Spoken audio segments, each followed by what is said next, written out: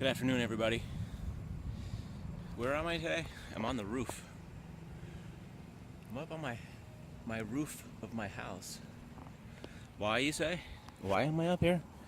Because this tree is constantly shedding leaves on my roof, which it actually looks pretty good today. And what happens is the leaves bundle together in these big groups of and they won't get off the roof. Like, it rains in the summer here, like several times a week. So all the leaves sort of bundle up into these groups, and I just get piles of leaves. And the problem is, it's not like regular. The problem is there's an ambulance. The problem is there's not. Believe me, this is going somewhere. Just give me 2 minutes. Is these leaves are really tiny, so it's like moss, kind of like that. And if it was just oak leaves, like I have an oak tree over here, if it was just oak leaves, the wind usually carries them off. It's pretty, but I have to come up here, and plus there's these sticks, so it's a lot of fun during the winter. We don't have the rain like that, and it's not a big issue. But the roof starts to get beat up because the rain gets in here and it soaks in the roof, and then it rots the tiles or the things. And it's just something you have to do in life, I guess, unless you want to have your, spend $5,000 on a new roof, whatever it costs to do a roof these days. So this is a metaphor for sort of like how life is sometimes you just have to do stuff. There's things that you need to do in life unless you want the consequences. So there's in certain parts of life, we're sort of driven by the have to. We have to do this. If I don't fill my gas up with car, it's going to run out of gas. If I don't pay the electric bill, I'm not going to have any power, and it's going to be very uncomfortable. Those types of. This is what drives my life. If you have kids, if I don't do something, if I don't take my kids to school, there's an issue. You know what I mean? Like, there's this certain basic needs of life, and so in some cases we are just sort of making do with what we have to do in life. We're maybe doing the minimum, and once again, like when I'm saying this, I'm saying this isn't everybody on the planet. How many people are on the planet anyway? Does anybody know? As you can tell, I'm having some more deep thoughts today. I thought there was a number like 3 billion people on the planet, something like that. What's interesting I don't think about is that when you put a video on YouTube, there's a possibility that a large portion of that can actually see what you're communicating or what you're showing or what you're putting on, like that. And it's a really interesting concept that you don't necessarily think about, because you don't necessarily get feedback from people from like India or Morocco or Indonesia or stuff like that. And it's the same with Facebook or Snapchat, Instagram, Twitter, on and on and on with all these things. It's like you just don't know where your videos are going. So it's just an interesting concept. And sometimes I get caught up in these just sort of these deep thoughts. And I'll be in the middle of a movie or something, watching it. It'll sort of bring up good points. And I was watching a movie, I think it was called Gifted, with Chris Evans in it, who plays Captain America in the Avengers. And he has a little girl that was his daughter's little girl, and his sister died or committed suicide, passed away. And so he had her for she was 7, so I think he had her for 6 years. And there was no father. There was a father, but the father was not part of the situation. And then there was the mother, there was the grandmother, who was Chris Evans' grandmother, that was a very educated, staunchy lady, without getting too complicated into the plot. If you've seen it, you've seen it. If you haven't, you can look it up on Google. But the point, one of the points in the movie is that Chris Evans' mother was a very stringent, hard-nosed lady that wanted everybody to go to college and be, prim and proper. She was like an English. She was from the UK, and she was a stickler about him, I believe, being accomplished in life, being whatever, college educated. So Chris Evans, the part of the story you don't really know is that the part they don't explain is Chris Evans was a professor in Boston University, I think that's what they said. It's a real tearjerker of a movie, by the way. So unless you like those tearjerkers. So when the mother comes back into town after 6 years after the daughter has passed, and there is a small 6-year-old girl, she says she wants to be part of the girl's life and is trying to convince the main character, I'm not sure what his name is, Chris Evans, that the little 6-year-old girl needs to go to a gifted school because she is a math prodigy.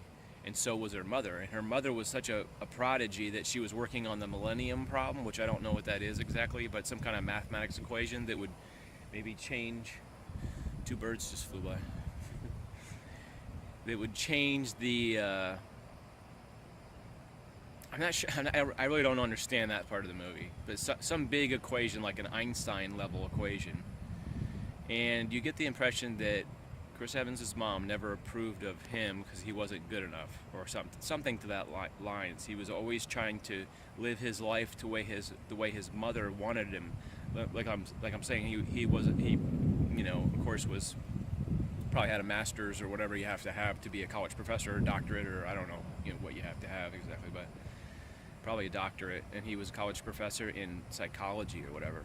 And then the part they don't explain is he moves to Pinellas County, which is here in Florida, actually, like in Tampa, and becomes a boat mechanic. So, like I said, there's parts of the story that is implied. You don't understand the exact, but then when the mother comes in town, you get the impression that he was a college professor because his mom wanted him to be a college professor.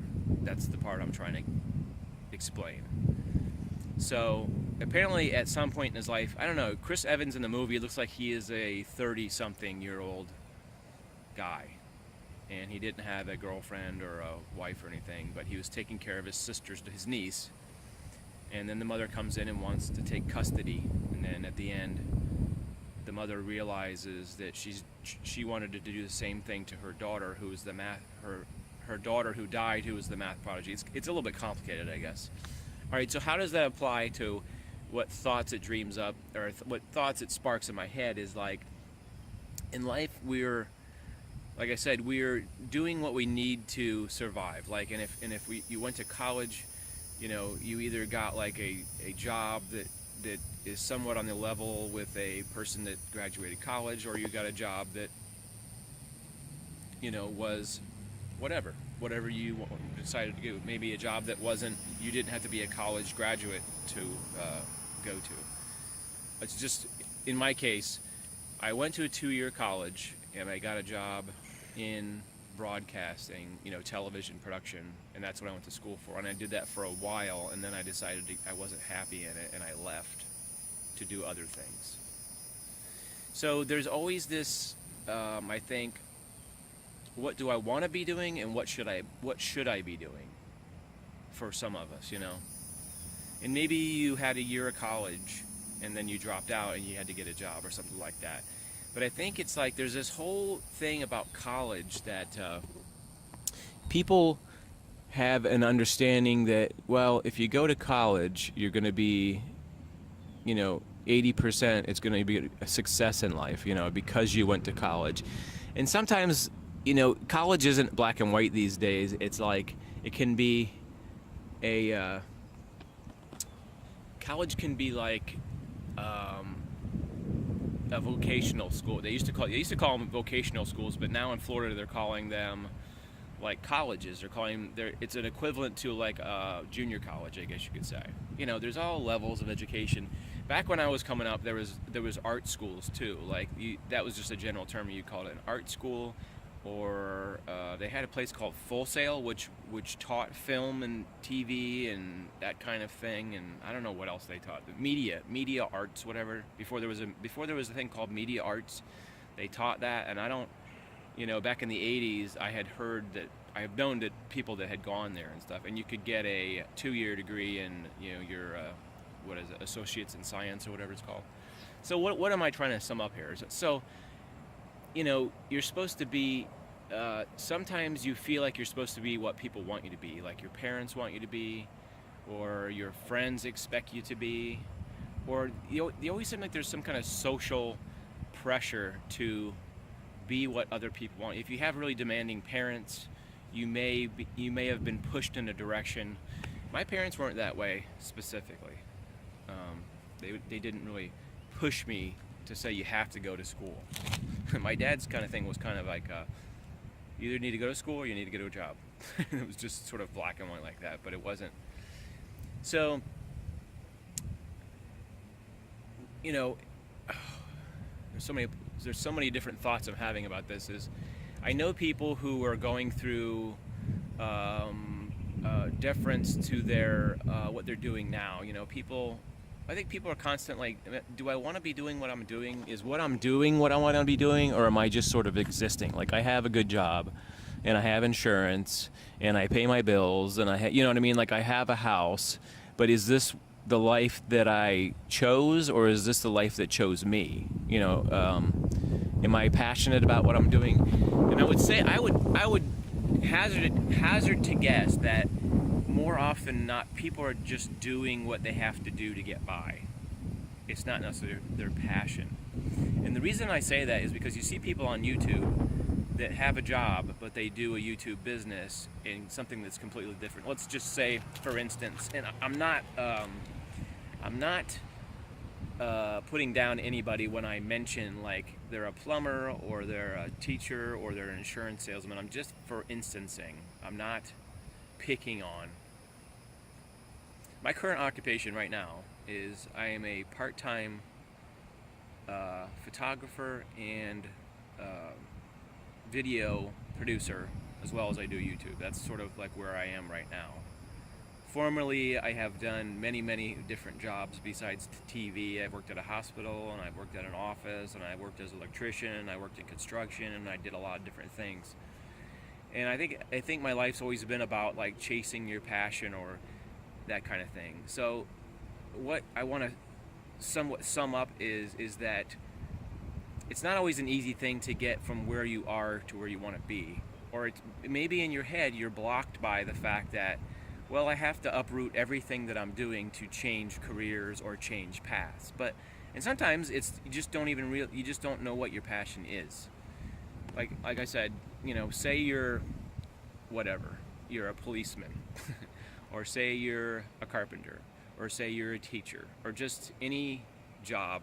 None of those things are bad to do, or I'm not putting in any of that in a negative light, but I'm saying, and you want to do something different. I knew a teacher that I had in high school that a few years after he was teaching, next thing I know, he was like managing a coffee shop, or he was either like managing, or he was like the partner.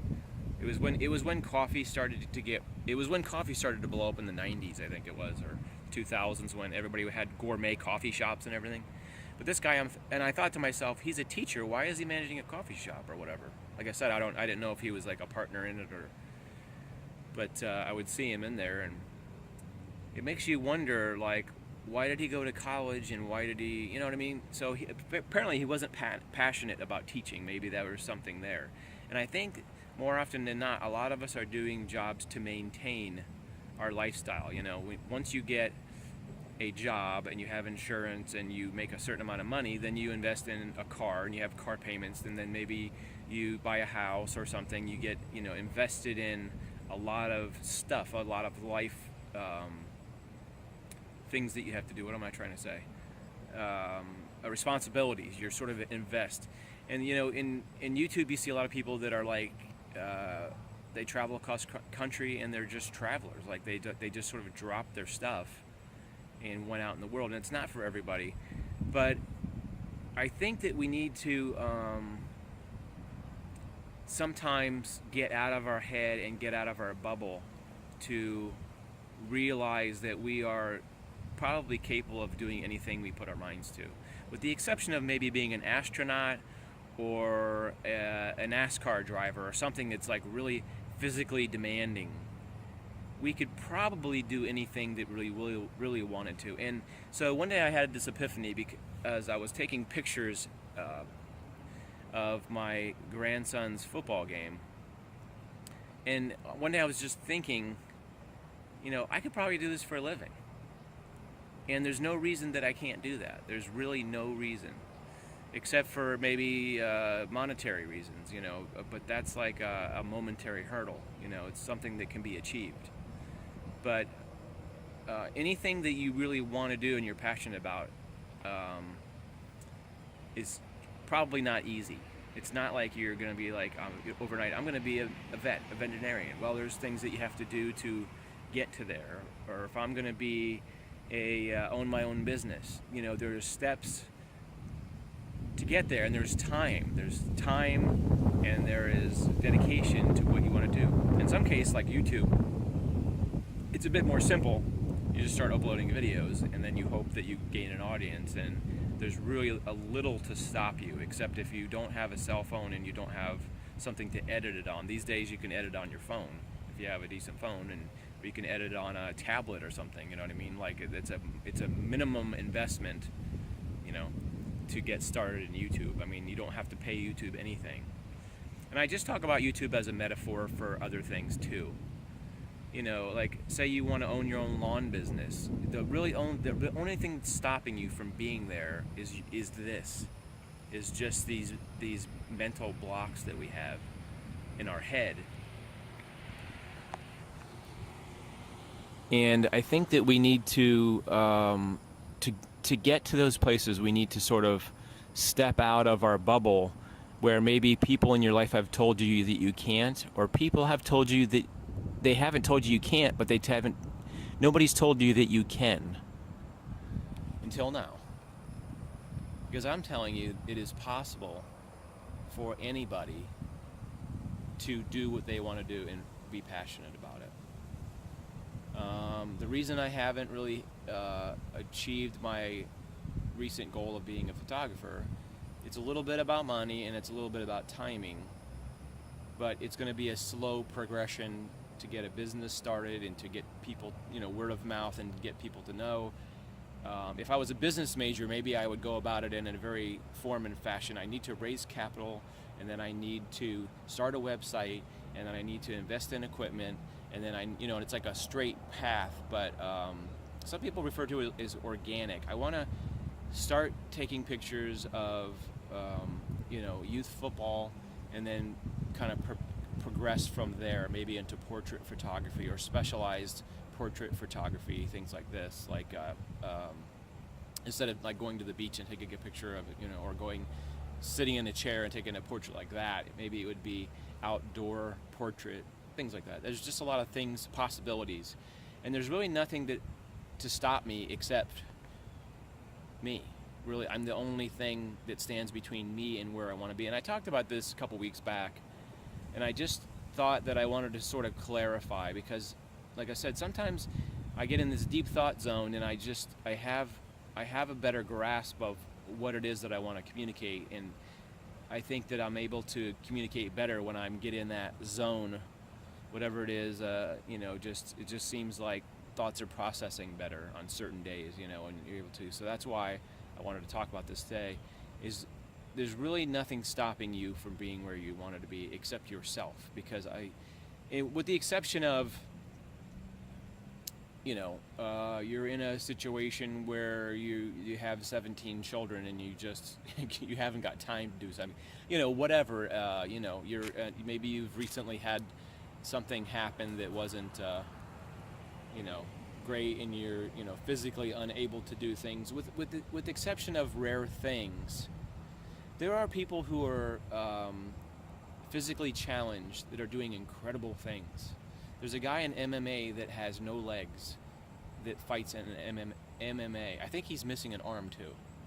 There are veterans. My battery's low. I should have thought about that. I can't, with all this chitter chatter, I can't seem to charge my phone these days. I can't keep my phone charged. I don't know. It's the small things sometimes that are those stumbling blocks to get to where. Anyway, I really sincerely hope you guys are doing well in your life, and that you're happy, and that you're keying in on your future and your goals, and that you have a goal in mind. Sometimes the hardest thing in life is just narrowing down what your goal is in life. I think it can be a really challenge if you're sort of unfocused about it, and you just, I like gaming, and I like comic books, but I'm not sure what I can do with that. In today's society, there's endless possibilities that you could do with that if you're a gamer. There are gaming websites. I think it's just, you just have to get out of your head. Anyway, my phone's probably going to shut off in a few minutes, and I think my neighbor is getting a food delivery. I sincerely hope you guys are doing well, and I hope that this maybe help clear up some of those mental blocks, and sometimes talking about it myself helping work through these issues. So anyway, I'll see you in the next video.